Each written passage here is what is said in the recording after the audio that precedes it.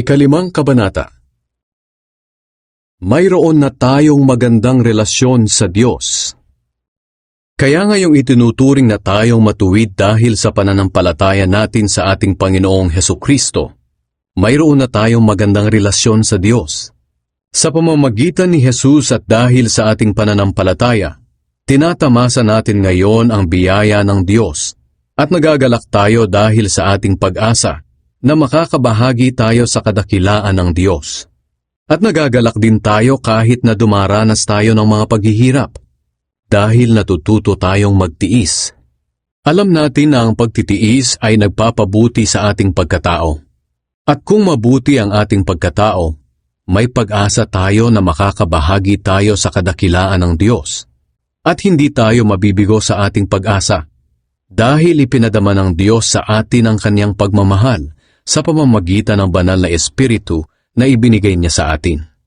Nang wala tayong kakayahang makaligtas sa kaparusahan, namatay si Kristo para sa ating mga kasalanan sa panahong itinakda ng Diyos. Bihira ang taong mag-aalay ng kanyang buhay para sa isang taong matuwid. Bagamat maaaring mayroong maglakas loob na ibigay ang kanyang buhay para sa isang mabuting tao. Pero ipinakita ng Diyos sa atin ang kanyang pag-ibig sa ganitong paraan. Kahit noong tayo'y makasalanan pa, namatay si Kristo para sa atin. At ngayong itinuring na tayong matuwid sa pamamagitan ng dugo ni Kristo, tiyak na maliligtas tayo sa parusa ng Diyos dahil kay Kristo. Dati kaaway tayo ng Diyos, pero ngayon, tinanggap na niya tayong mga kaibigan sa pamamagitan ng pagkamatay ng kanyang anak.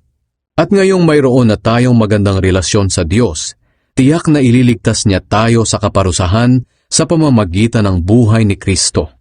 Hindi lang iyan, nagagalak tayo sa relasyon natin sa Diyos ngayon dahil sa ginawa ng ating Panginoong Hesukristo. Naibalik na ang magandang relasyon natin sa Diyos dahil sa Kanya. Si Adan at si Kristo. Dumating ang kasalanan sa mundo dahil sa paglabag ni Adan sa utos ng Diyos. At dahil sa kasalanan, dumating din ang kamatayan. Kaya lumaganap ang kamatayan sa lahat ng tao, dahil nagkasala ang lahat. Nasa mundo na ang kasalanan bago pa man ibigay ng Diyos ang kautusan. Pero hindi pinapanagot ang mga tao sa kanilang mga kasalanan, kung wala namang kautusan. Ganoon pa man, naghari pa rin ang kamatayan mula kay Adan hanggang kay Moises. Kahit sa mga taong hindi naman nagkasala ng tulad ni Adan, na lumabag sa utos ng Diyos. Si Adan ay larawan ng Kristo na nooy inaasahang darating. Pero magkaiba ang dalawang ito. Dahil ang kaloob ng Diyos ay hindi katulad sa kasalanan ni Adan. Totoo ngang nagdala ng kamatayan sa maraming tao ang kasalanan ni Adan. Pero mas nakakahigit ang biyaya at kaloob ng Diyos na dumating sa maraming tao sa pamamagitan ng isang tao na walang iba, kundi si Hesukristo. Ibang-iba ang idinulot ng kaloob ng Diyos sa idinulot ng kasalanan ni Adan.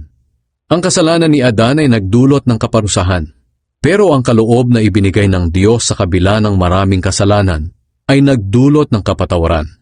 Dahil sa kasalanan ng isang tao, naghari ang kamatayan.